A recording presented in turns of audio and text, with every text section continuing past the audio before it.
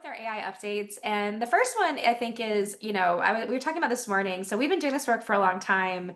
And, we always are looking for that right piece of evidence to start slotting into some of our PD. And for this week, we have a new piece of content that we would highly suggest, especially if you're working with any K to 5 within your organization. But if you haven't seen this, it is really impactful. This is a piece of research that was done by the Turing Institute and Lego Foundation that is highly focused only on 8 to 12-year-olds, so children.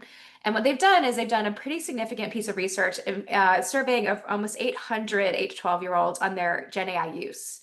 And what they found, which is wild, everybody, and maybe I hope it is a moment for us, is that 22% of those young people had actively used not generative AI, but a chatbot, meaning like ChatGPT, like 60% of them had used ChatGPT directly between 8 and 12 and or Gemini, and then a couple of other ones that are a little bit more popular in the UK. And so if you want to dig into that research, there are a couple parts of this. One is this research report you can read here with everything from the demographics and that data.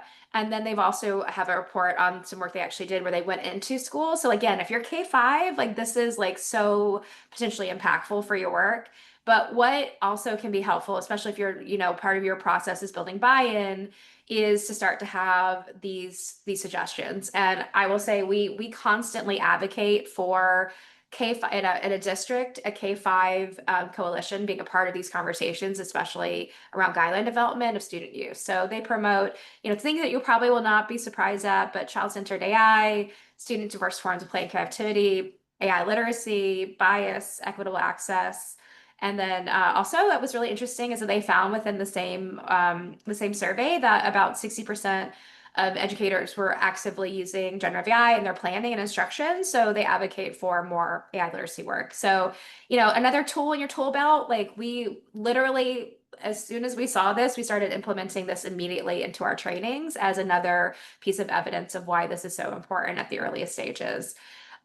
Second is that to go along with that, the UK Department of Education, we do have a diverse group internationally. So and those of us that are US based, it's a good way to start looking at other types of guidance. So the UK Department of Education released a policy paper. It also includes some resources. And so if you're in the UK as well, it's some funding sources. But one of the things that we really liked about it is some suggestions of balancing risk and innovation. And it's really interesting because I was in Michigan the last 2 weeks. We work with Finnan area schools for train the trainer 2 weeks ago, and then this week, guys, not last week, this week I was there, where they were talking about their culture of innovation being something they wanted to continue to really support.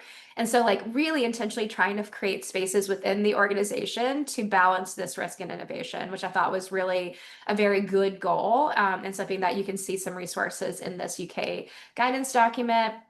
The next one is like, I would say just more in the sense of there's been research that shows that LLMs, when using like traditional emotional intelligence tests, that everything from ChatGPT to Claude to DeepSeek were able to perform better than humans. But I will say one of the things that large language models are really good at is passing tests, especially tests that have been part of a data set. So I would take this with a grain of salt, but the thing I would pull from this is more that these generative AI tool makers are focusing so much on the companionship side of things. So for example, OpenAI is actually they have a job description up for an engineer focused on like child like emotional connection, like first for young people. And so I just want to kind of point this out as one of the things that we know is really important, especially if you're thinking about working with like student AI literacy, is really thinking about how to prepare young people and even adults with thinking about artificial companionship or with these tools, as they are going to be a larger and larger focus of pretty much all generative AI models going forward. The last two are really about job workforce. I gotta tell you, if you have your really, really like never evers, one of the best ways to get them to at least listen is to talk about the actual impact on jobs and careers of young people. Because then they realize this is not just, this hype cycle or cheating tool, but something that's deeply transforming the workforce. And so there are two parts of this. I'll talk with the bottom one, which is that PwC has a really good research report, which I highly suggest if you ever want to do a self-study or a study with your high school or college students about the workforce, that indicates that essentially all companies are starting to grow their AI capability, that we're all trying to integrate this in meaningful ways, and that already those with AI skills are earning more. And so AI skills does not just mean fine-tuning a model, it means AI literacy, prompt engineering. And so I think that was really interesting to really foundationally kind of show how important AI literacy is. But then also you can see Meta's plans to automate all ad creation with AI. I'm sure we all want worse ads, guys.